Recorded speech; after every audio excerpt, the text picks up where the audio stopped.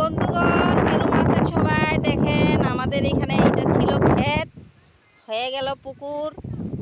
চারিদিকে শুধু জল আর জল, ভীষণ বৃষ্টি। দেখছেন নি? অবস্থা খারাপ। দেন মানুষের রৌদ্র সাগরে যায় জল দেখে, আমরা ঘরের সামনে জল দেখতাছি। দেন চারিদিকে অবস্থা খারাপ। এইভাবে বৃষ্টি যদি আরো 2 দিন থাকে তাহলে মানুষের বাড়ি ঘরও ভাসবো। পুরা আইডিয়া আসলো ক্ষেত পুরা জলে ভাসিয়া গেছে গা। দেখাইলাম আমার বড় বাংলো, কালকে সারা রাত্রে জল খাইলাম ঘরের ভিতরে। আর অনইলে চারিদিকে জল আর জল। গ্রামের বাড়ির ভিতরে একটা জিনিস আপনি পাইবেন, যেটা অনেকে যায় সমুদ্র নির্মহল যায় জলে দেখে বুটে চলে আর